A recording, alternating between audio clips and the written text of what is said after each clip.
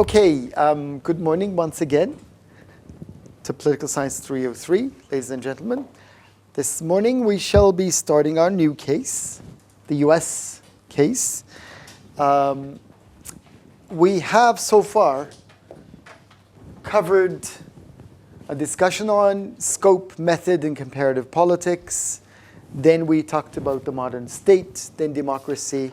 Then we've completed our discussion on Britain and France. And next week, you shall be writing a midterm exam on Britain and France compared. And this morning, we're starting off with the US case. And with the US case, we're going to do exactly the same what we've done so far. That is, we'll start with some history, critical junctures, state tradition. Okay, how did the US state come about? Historical legacy of the past for contemporary politics. And then we'll talk about political economy of economic and social policies. Thirdly, we'll talk about governance and policy making. Fourth, interest representation and participation. And finally, we'll talk about current challenges. So that's going to be the plan for this case, for at least 4 to 5 lectures. Okay, so let me start off with the map, as usual. We have a large country. It takes about half of the North American continent. The US territory-wise, geographical spanning-wise, it is almost as large as Europe as a continent. Europe, if you divide Europe from the Ural Mountains and the rest. Okay, so I don't mean Europe, just European states, but this includes a big chunk of Russia, contemporary Russia, and plus the European states. So it's a large country. We've got the Russian Federation, China, then US, then Canada in terms of its of the geographical span. 48 plus 2 states, 50 states, therefore, or hence, the United States of America. The population is any excuse me, any ideas about the US population? Huh? Like more than 300 million? No, it's 315 million. It hovers around 315 million people. 2 neighbors, both of which are part of a trade deal, which is called the North American Free Trade Area Agreement, Canada and the US. Well, I'm excluding the immigrants. What do you mean? Well, Trump says we'll build a wall. Mr. Trump, President-elect Trump says we'll build a wall. We'll build a beautiful wall. And the wall will be built and paid by Mexico, by Mexican government. So yes, there will be a wall. This is one of the electoral pledges, but will there be a wall? We'll see. So both neighbors, up north, Canada, down south, Mexico, friendly relations with them. The northern border is, I think if I remember correctly, it's the longest border frontier, national border, which is not protected. So the Americans nor the Canadians, neither of them expect an attack from one another. They have sealed their fate about 200 years ago in 1812, the outcome of which, if you ask Canadians, they won. If you ask the Americans, they won. So it's a little bit iffy in that respect. So no border disputes between Canada and the US. Mexico, we'll see how things turn out. But I don't personally expect, personally, out of personal experience, a tough reaction to whatever is happening. Rich natural resources, coal, oil, and all kinds of metals, large arable land, navigable waters, as you can see, and protected ports, natural ports. So abundance of land, abundance of resources. Therefore, when you look at the political economy of the United States, it's a country known as a resource-rich country. It's massive. It has a lot of resources. Let's talk about some critical junctures that make up or that have a lasting influence on contemporary US politics. Let's start with the Revolutionary Era, 1777 till 1779. 13 American colonies off the East Coast.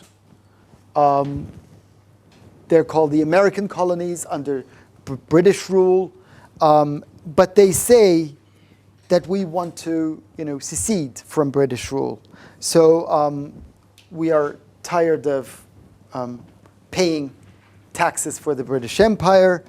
And it did take a war, which is sometimes referred to as the American War, or sometimes referred to as the War of Independence, or sometimes referred to as the Revolutionary War, or for the American colonies to fight against King George III of England.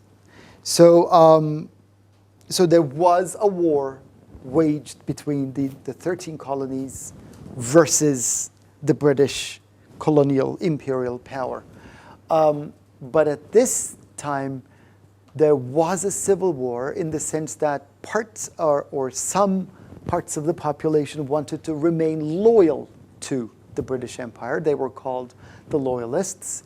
And the 13 colonies, there were the elements within the 13 colonies who wanted to become independent. These forces were known as the Patriots. So Patriots versus the Loyalists. And the Patriots won by the end of the day. And they declared their independence on July the 4th, 1776. And with the Declaration of Independence, they declared a constitution, which was called back then as the Articles of Confederation, which dates back to 1788, which was ratified by the Congress in 1789. So this is basically the first governing document. Think of it like the Constitution of the United States, which gave powers to the states. In fact, the powers of the states expanded, and this meant that national government was dependent on voluntary contributions of the states. So the national government was dependent on the voluntary contributions of the states. And without the state's approval, the national government would not be implementing foreign policy, taxes, and regulating trade. So yes, this document gave all kinds of powers in the areas of commerce, foreign policy, and military policy to the national government, but also it said, look, I'm not going to do or act independent of you. So you see a compromise between the states and the federal authority. So with all kinds of expansion of rights at the federal level, but also expansion of rights at the state level. Then a few years later, we see the introduction of what's called the Bill of Rights. These are the first 10 amendments to the Constitution that was just, or that had been just passed by the Congress. The Bill of Rights is all about protection of citizens, civil rights and liberties from the government. So it's basically a list of limits and powers of the federal or central government. It lists all kinds of rights. It's short, it's concise. It says, okay, these are the rights that we grant to our citizens. The idea behind the Civil Rights or Bill of Rights was to provide these rights to the citizens so that they would be protected from any arbitrary power or arbitrary use of power by the government.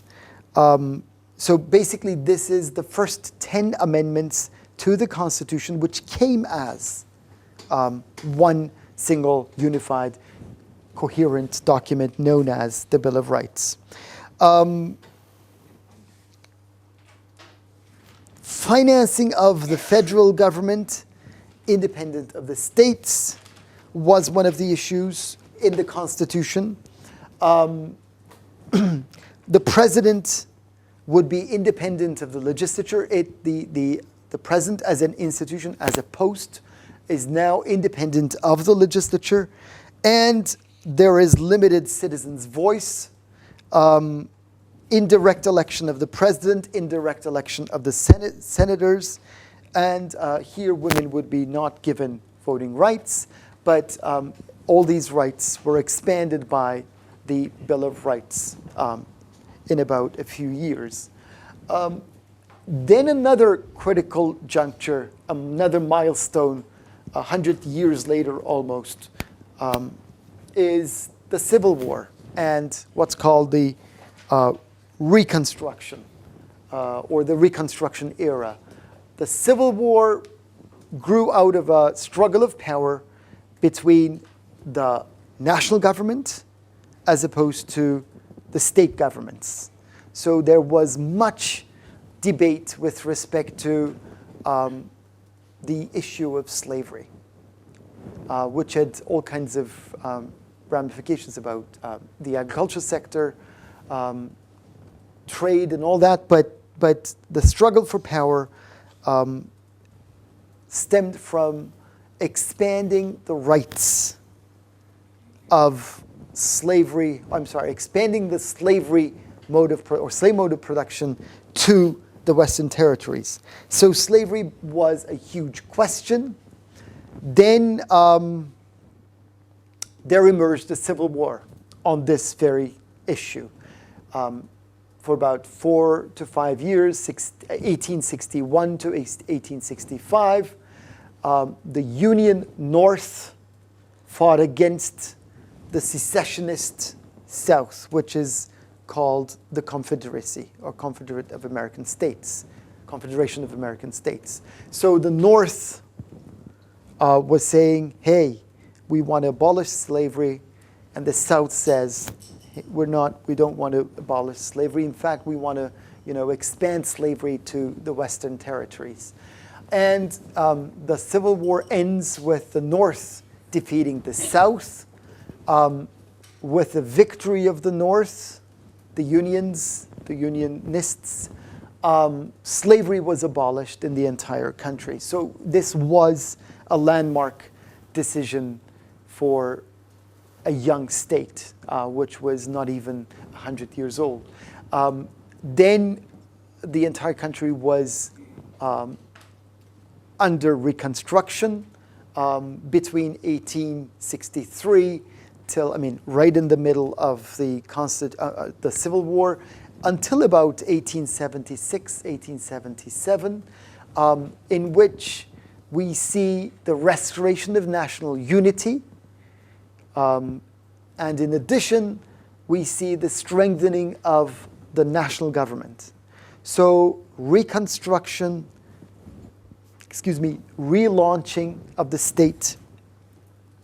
indivisibility of the nation, and with these, immediately after, we see the emergence of another amendment, what's called the 14th Amendment, which basically said we're expanding the rights of all citizens to include all freed slaves. So 1868, late 19th century, therefore, we see the Bill of Rights now being applicable to or covering or addressing states, all states, as well as or in addition to the federal actions. And all who were born in the US were declared as citizens of the US. So this includes, once again, the freed slaves for the first time. So there was a decision, a landmark decision with the 14th Amendment, 1868, granting of citizenship rights to all who were born, all citizens who were born in the US. Another landmark or milestone was the New Deal era. Now we're jumping, first we jumped for about 80, 90 years. Now we're jumping from 1860s to 1930s, another 70 years or so. World War I ends. The US does not participate in World War I, but the Great Depression hits. 1928, stock market crash. New York and elsewhere, it becomes contagious. It spills over to worldwide dimensions, and we have unemployment skyrocketing to 40%, industrial activity plummeting. So we have the United States of America industrializing massively with great speed, but there is a huge decline in worldwide demand for US manufacturers. This meant unemployment rising. It's an export-oriented economy too, even back then. And then President Roosevelt coming to power says, okay, I'm going to respond in a novel way. And he installs what he calls, and his followers called, the New Deal. So we build a New Deal in response to the world economic crisis and also Great Depression at home. With the Great Depression, after the Great Depression, with the New Deal, we see an expansion of the federal government in many areas. So the federal government now regulates or has the powers to regulate interstate commerce, expands Social Security for the first time to include, in a way, a universalist ideal of Social Security with the ideas of all kinds of Social Security programs, ranging from some kind of health care, some kind of pensions, labor's rights, and new legislation directed toward that. And subsidization of agriculture. That was also a policy that was, that was implemented to resist or to tame the agricultural cycle. The agricultural cycle is exposed to fluctuations, so we want to tame that cycle by providing subsidies to our farmers. So the federal government, in a way, asserts its dominance, especially in the area of Social Security, over state governments. So expansion of the federal government at the expense of state governments. So this was an era in which we see strengthening of the federal government, the national government, at the expense of state government. And the idea was, during the New Deal era, with the Social Security expanding as a program, as a major field of state activity, as a major field of state intervention, the idea of national citizenship was expanded. 1930s, 1933, 1940s. So all throughout the 1930s, we see the expansion of the Social Security and also the idea of national citizenship, which ends up with World War II. During this period, we see the powers of the president expanding, but still the Constitution says it's the Congress which is the central institution here. The president never has any legislative power, as we shall be talking about, but his powers to push through his agenda had been expanding since then. This was a period, in a way, an early consensus period. Remember, we talked about the collectivist consensus in Britain and the Trente Glorieuses in France. There was an early consensus back in the 1930s in the US, a democratic consensus, that there was some kind of a class compromise. So class-based politics was kept to a minimum. So that was interesting to observe in this country. After the New Deal, we jump to another institutionalized regime-like milestone. Up until the 1960s, we had Democrats coming to power in consecutive terms. But from 1960s onwards, we see the emergence of an institution called divided government. When we talk about divided government, we should refer to the separation of powers. So here we've got the executive, organs of state, the legislature, and the judiciary. The legislature is a bicameral legislature. We've got the Congress here, and it is composed of the House of Representatives. We'll talk about these in more detail later on, but I just want to show you what happened in history. And we've got the Senate here. The executive is the president, and the judiciary is Supreme Court and the lower system of courts, or the system of lower courts. When we talk about divided government, this means that, and we know that there are two major coalitions or political parties in the country. If we have a Republican president, a Republican House of Representatives, or Republican-dominated House of Representatives, and Democrat-controlled Senate, then this is a case of divided government. We can do all kinds of permutations. Of course, Democrat, Republican, Democrat, Democrat,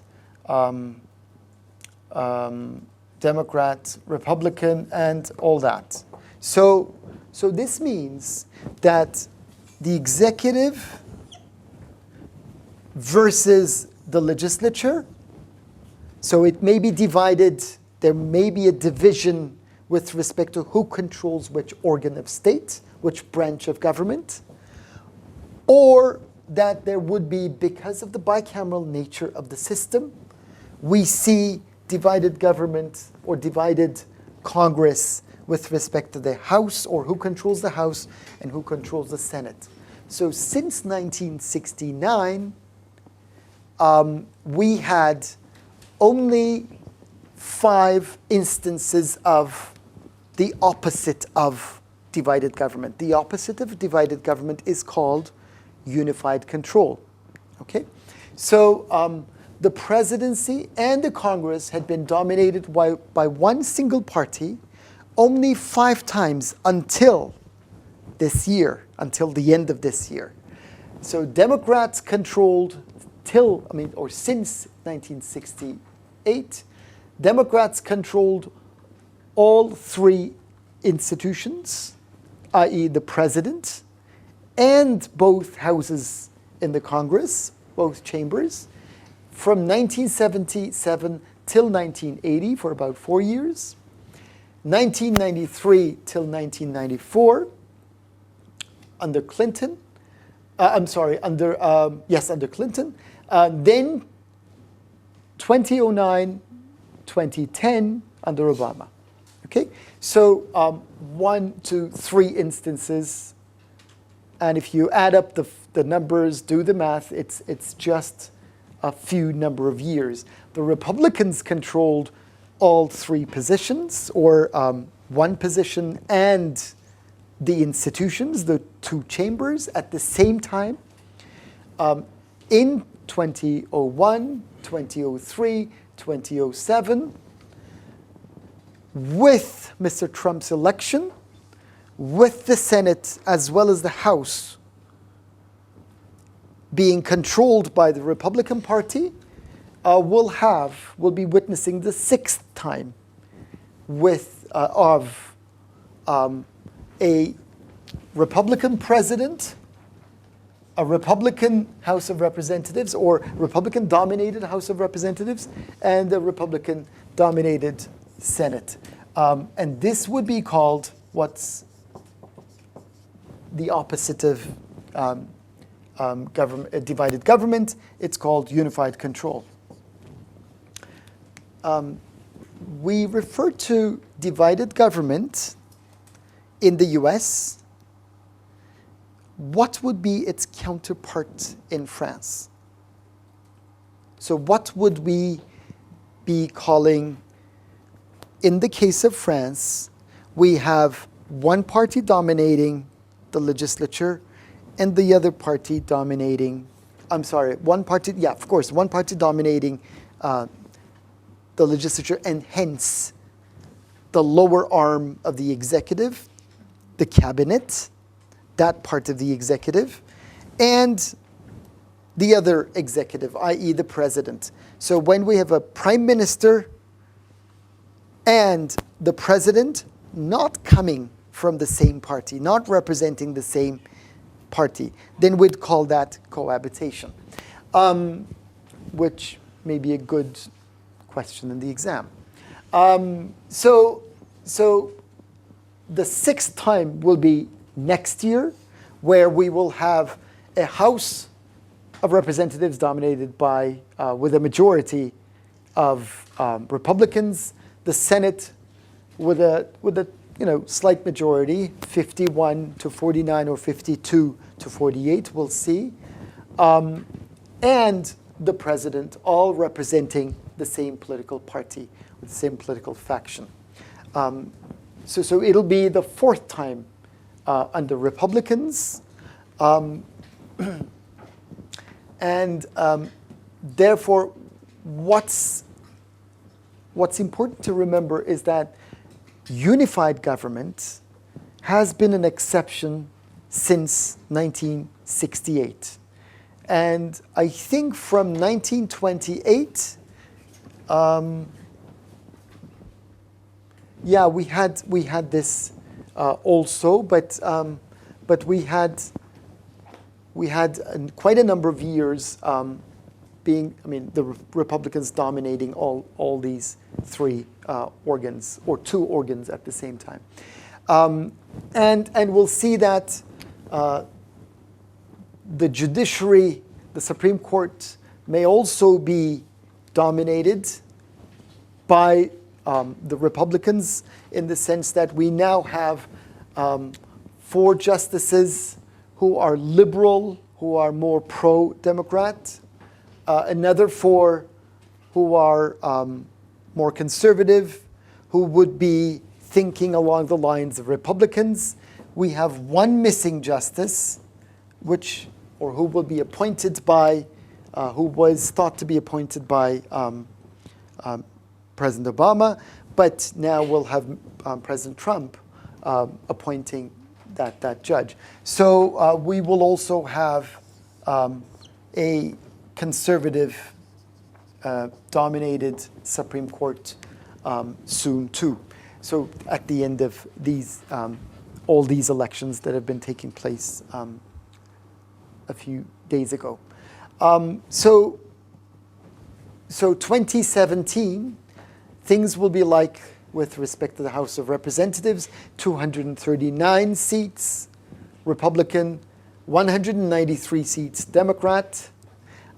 Senate 51 to 52 Republican versus 48 to 49 Democrat, and the presidency will be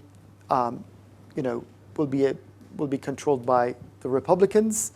And the Supreme Court, we have once again 4 conservative justices, 4 liberal-leaning justices, and we'll have most probably the 5th one as either a moderate or a conservative too. All of the idea of divided government means that the government is exposed to all kinds of lobbying. So it becomes easier to lobby when you have especially divided government. So it really boosts interest group activity. Then comes September 11, 2001, and its aftermath. There have been some concerns about expansion of the federal government at the expense of state governments and infringement of or on rights and liberties by individuals. So there has been some concern about what's called, in the American jargon, big government, expansion of especially the federal government. But we never had a national consensus of which way to go. Whether we should expand the privileges of the federal government or the state government, or we should keep it as such, or expand the privileges, the rights of the powers of the state level. So there was no consensus, but the idea of big government was welcomed after the September 11 attacks. So the government, the Bush administration in that respect, had a strengthened hand with respect to all the policies. The invasion of Iraq was a watershed that it really started to polarize the country. Up until then, from 2001 till 2003, there was, the U.S. was one. The idea, the ideal of a pluribus unum, out of many one, united in diversity, was very much there. But after the invasion of Iraq, things got upset a little bit. I have a question here. So in the first quarter of 2016, the chief of attorney in the Supreme Court was died. Was? Chief of attorney in the Supreme Court was died. Was? Died. Okay. Had died, had passed away. Yes. Justice Scalia. Yes. And in the headlines, we saw the Obama was going to nominate his own candidates for the elections. And I guess the Republicans tried to prevent this from happening. The question here is that why they are so concerned for this nominee. Why are the Republicans so concerned? Is there any That's a good question. influence Yeah. on the Senate members, especially for the Republicans? Of course, Because yeah. As far as I know, the president has the veto rights on the and proposal, law proposal, for example. But I don't think the Supreme Court has this right. we'll talk about this in more detail later on, but the Supreme Court has a huge weight in the system. The Supreme Court rulings will or have to be obeyed by everyone. So what the House as well as the Senate did was to in a way play a game, take the risk of wait and see until who comes or who becomes president next. So they thought, or they bet their money on the Republican candidate, and they won in the sense that they wished to say, hey, President Obama, if you want to push through your candidate, your nominee, we may overturn that. So unless, this will be, we will discuss this in more detail, but the most important aspect of US politics is that you have to negotiate. And you have to coordinate, you have to collaborate. Unless you negotiate, unless you collaborate, that is, if you push through your agenda unilaterally, you can't do that. You don't do that. You don't become successful because of all kinds of institutional features of the system. We'll talk about this in more detail when we talk about the setup of the government, but these are all co-equal branches of government. And there are checks and balances. So the separation of powers also mean that you have to collaborate no matter what. Okay, we'll discuss all of these with examples. Yes, please. That's the reason why we all admire the American democracy, because checks and balances work efficiently, as in this example. Efficiently, I don't know. Effectively, yes. Efficiently, this is known as the most inefficient government type. Efficiency means that you can, in public policy making, it means you can pass legislation quickly, and then once there is everybody okays it, it becomes law, and yeah. But effectively, yes, it's an effective system in which we see checks and balances. But I just wanted to give you highlights of some history. We'll talk about the details later on. I know you're all excited about talking about this. And we think about this all the time in this country too, but just be a little bit more patient when we discuss the organization of the state, co-equal branches of government, checks and balances, horizontal checks and balances, as well as the vertical checks and balances. We'll discuss all the details. But give me a moment to complete this historical critical junctures, so that we are all on the same page with respect to, these are the themes that really bear their mark on contemporary politics. Invasion of Iraq, then comes the USA Patriot Act, United in Strengthening America by providing appropriate tools to intercept and obstruct terrorism act. So again, this was first, there was not much domestic response to it, but later it became an issue of contention. The act brought a dramatic expansion of the federal government with respect to surveillance, with respect to law enforcement, and limits on civil liberties in the fight against terrorism, or in the name of the fight against terrorism. So this was another critical juncture in the sense that the act allowed the government to expand its powers, to push through its agenda vis-a-vis its citizens. Then invasion of Afghanistan, first international support, then it had been waning throughout. And the difficulty of the Bush administration after Hurricane Katrina, 2005 August, and there were problems with Bush's re-election, which we may talk about later, and opposition from our allies, not only, in France, what's called, what Secretary of Defense Donald Rumsfeld back then called Old Europe, but also Heartland Europe. So everybody was against, at some point, what many saw as the overextension of the United States. That there were foreign policy, in the eyes of many, there were foreign policy mistakes, as they saw.